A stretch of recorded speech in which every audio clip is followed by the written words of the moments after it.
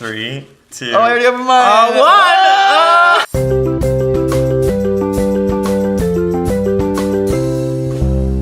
Welcome back to the lab where we take your questions and turn them into experiments. My name is Mitch. And I'm Greg, and today we're gonna get 3D printed. For the past half decade, 3D printing has been predicted as the next revolution in manufacturing, from day-to-day objects to our food to our organs. Last year, a 3D printed ear not only stayed alive, but it actually grew.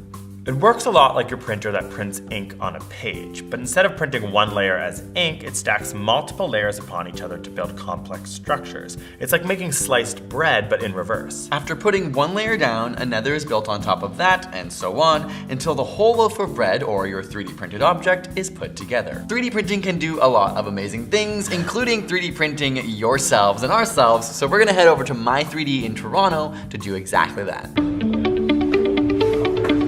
What are they made of? Whoa, this is what we're gonna become. What's the first thing we gotta do to 3D print ourselves? First and foremost, you definitely have to pick a pose. I'm getting tired, Greg. My3D uses a structured light 3D scanner that works at 16 frames per second and captures 2 million points of information every second. It works by projecting a known pattern onto an unknown object, in this case our bodies, and then analyzes the deformation and distortion of that pattern to figure out how far different points are from the scanner by using triangulation. For example, if we project a known pattern of parallel straight lines onto a human body, computers can then calculate what the deformity is and ultimately figure out what the shape of that body is itself. Immediately, we could see pieces of our 3D image on the screen as the program digitally reconstructed the real world us in real time. Our images needed to be fully reconstructed and touched up by an artist, so I went back to actually get our figurines and see some of them come right out of the 3D printer. So here is the final rendering of my 3D image before it was printed. This is called the 3D mesh, and it is looked over for any fragile points that could potentially break in the process, like my arm holding the phone. The textures are then added on to show what the final image will look like.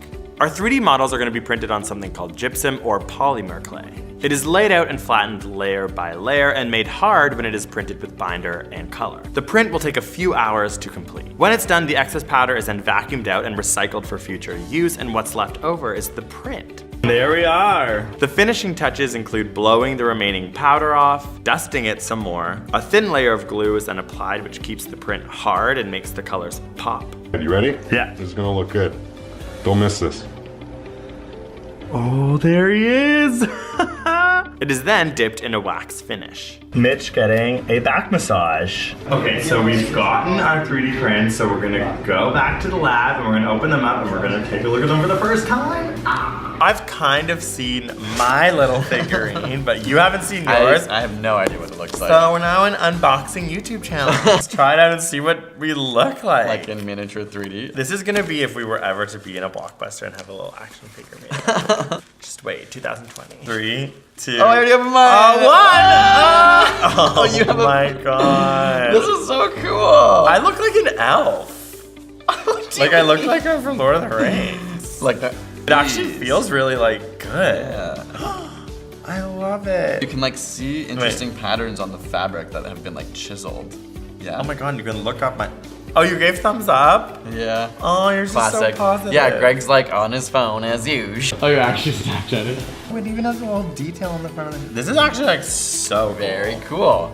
We've been immortalized. So the concept of 3D printing is fascinating and it has so many applications. There's long ways to go before I think it comes into our homes, something we use all the time. But this is happening right now, and so this is really cool. Yeah, we want to thank My3D Agency, obviously, for letting us come and get these done. They're in Toronto. We'll put links in the description so you can check them out. Otherwise, yeah, try it out. It's a cool little keepsake to have, a fun little exercise. Otherwise, we'll see you guys next time for the next experiment. Peace.